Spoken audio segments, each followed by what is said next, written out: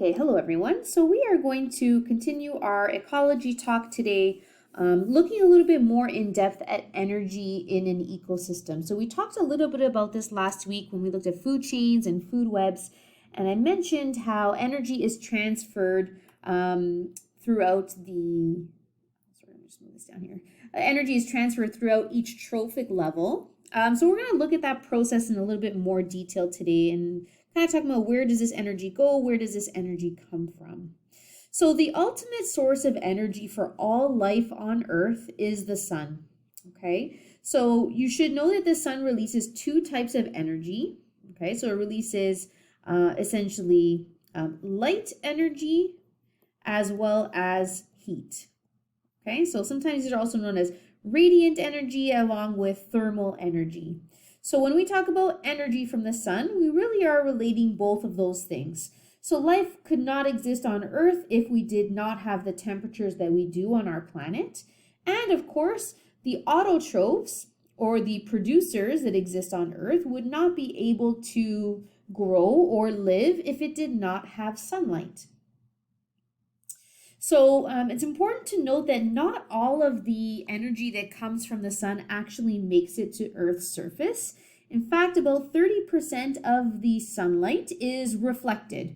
So you can see in this picture here, it's kind of showing you. So 30% never hits the Earth at all. It's reflected from our atmosphere.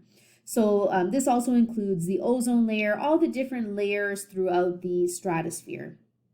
Okay, so 70% of the energy that comes from the sun, so the remaining that's not reflected, is used for several things. Okay, so first of all, quite a bit of it is used simply to warm the Earth, right? So just to ensure that we have the temperatures that we do. Obviously, depending on the part of the globe that people are on or that species are living on, may receive more or less light than others or more or less heat, right? So we know that live near the equator of the Earth is typically where it is the warmest, and then the different polar regions, the North and South Pole, has less thermal energy that's reached to it, so obviously the temperature is reflectant of that.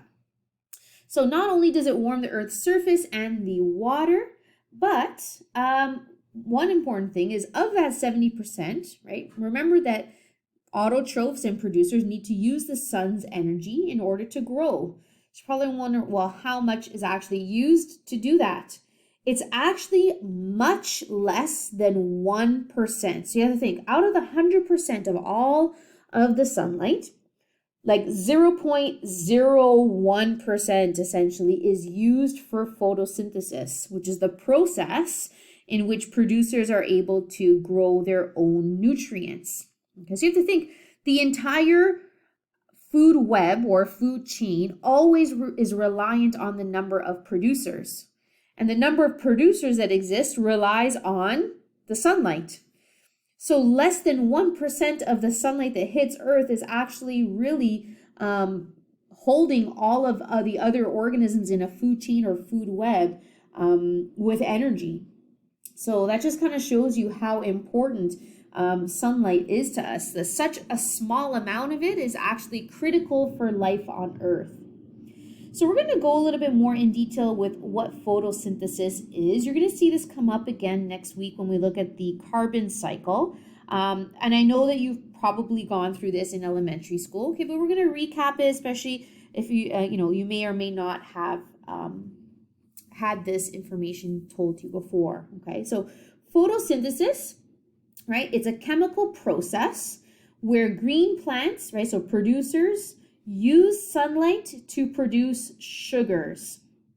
Okay, so when we say sugars, it can go by a few names. So sometimes we'll say sugar, sometimes we'll say the term carbohydrate, but actually to be more specific, the type of sugar that is produced in photosynthesis is called glucose. Okay, so if you eat, let's say, an apple, right? So an apple is a producer, right? So it comes from a tree. It has glucose within it. So typically fruits have high amounts of glucose because they taste sweeter, right? So vegetables and other types of plants that grow may have less glucose in them, but nonetheless, anything that is a plant or that is an autotroph that does photosynthesis will produce glucose. Okay, that's actually how it grows. It uses this glucose after to build its cells. Okay, so how does it do this? So the green plants actually have to have a compound in it, a chemical. So this chemical is called chlorophyll. Now the reason why I'm saying green plants have this is because chlorophyll actually has a green color to it, or a green pigment. So when you're looking at, let's see if I can make this picture correct. Okay, so let's say we had, a plant or a flower. Okay, you guys are missing out. In class, I would have some killer drawings on the board, but I'm going to try and mimic some here for you as well, okay? So when you're looking at a plant, a tree, a flower, a shrub, whatever the case may be, the part of the plant that's able to do photosynthesis is actually only the green portions.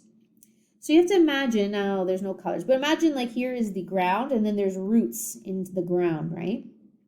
So the part of the plant that can actually do this process is not the petals, it's not the roots, it's only the green portions, the leaves or the stem, whatever the case may be, because anything that is a color green has that pigment of chlorophyll, and that's really the key. If it doesn't contain chlorophyll, it actually cannot do this process.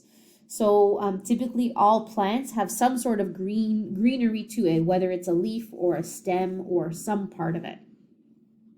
So let's look at the process. So it is a chemical reaction actually. So what happens? Everything that is on the left side, notice how there's like a bunch of words with plus signs and then an arrow. Everything that's on the left side are starting components. Okay, so meaning these are the things that it needs to do photosynthesis. Anything that is on the right-hand side, they're known as end products. So these are the things that are made as a result of photosynthesis. So what do we need? What do plants need to do this? So they need carbon dioxide, which is found in the air, right? They need water, which they obtain from the soil, right? So usually the water's in the soil and it uses its roots to take them up. And it needs sunlight, right? It needs energy from the sun. So if it does not have one of these three things, if something is missing, it will not be able to do this. These are all the starting things, like they're ingredients in order to make something.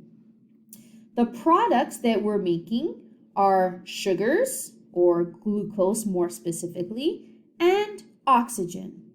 Okay, so if you remember in chemistry, right, we have these chemical formulas. So carbon dioxide, so remember the little subscripts tell you the components. So we have 1 carbon and 2 oxygens in carbon dioxide. We have 2 hydrogens and 1 oxygen in water. Sunlight does not have any chemical compounds because it is energy, right? Energy is not made of matter. It does not take up space. It doesn't have any particles. So that's why I just kind of have a picture of the sun. But glucose does have a chemical formula. So there are 6 carbons, 12 hydrogens, and 6 oxygens. And the other product that's made is oxygen, and this actually will go back into the air.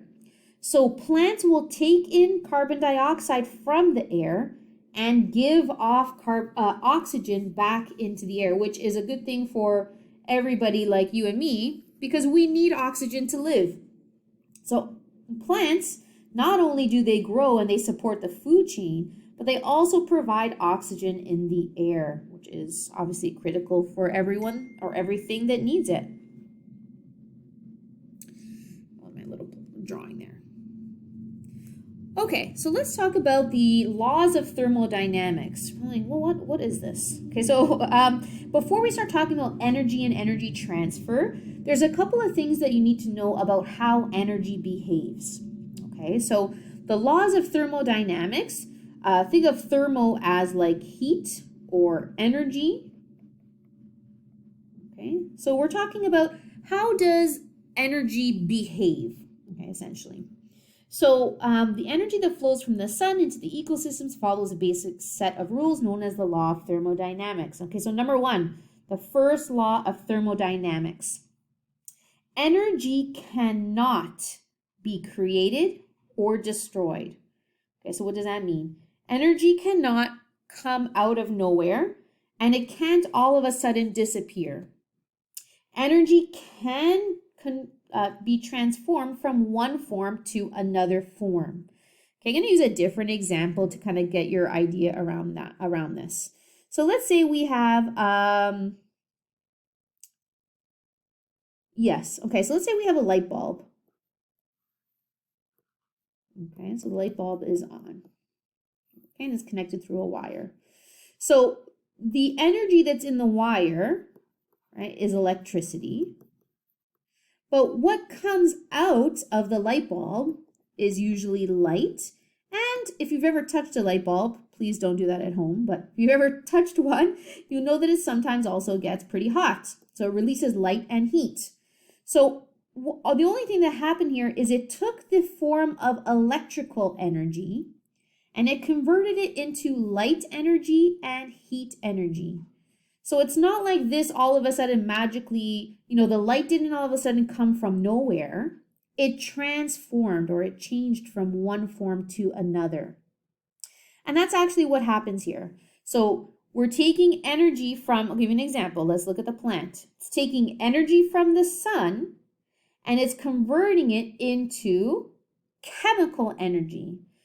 So this sunlight is being transformed into essentially, think of it as food energy for the plant, right? It's making this chemical that it can use to grow. So it's not, this sunlight energy hasn't disappeared, it's just changing formats. Okay, so the second law of thermodynamics states that when you transfer the energy, so anytime you convert from one form to another, you are also releasing something that's called an unusable form of energy. Okay, so what that means is every time you change over energy, some amount is going to be lost through some sort of process. Okay, so I'm going to go back to my light bulb for an example. The goal of the light bulb, right? So when you put in a light and you turn on a light, the goal that we want, the energy we want is light energy, right? Like the goal is, maybe I want to turn on the light so I can read a book and it's nighttime. But the other thing that was made at the same time was heat. So the energy we didn't want, that is unusable, was heat in this example. Right? So we want the light. The goal is to produce light. Take electricity, make light. But the energy that ends up happening because of a side result of that, maybe we don't want the heat. Like you're not going to use a light bulb to cook your dinner, right? That's not the goal. The goal is the light. But the unusable form that is released as a result of that change is heat. Okay, so when we're talking about energy transfer in ecosystems, let's talk about a food chain. There are two main things that are unusable, but it's kind of like the energy that's being used for something else. So the goal of eating the food that you eat is to get energy for you to live, right? So you can have energy for your cells, so you can go for a walk, so you can talk to your mom and dad, right? So that you can live your everyday life, your brains can think. But as a result of you eating, there's two other things that happen at the same time. A lot of that energy that you eat is used to maintain your body temperature, right? So our body temperatures are much warmer than room temperature, right? So you're maintaining your temperature. Also, when you actually eat, the process of digestion takes energy. It uses energy to do that.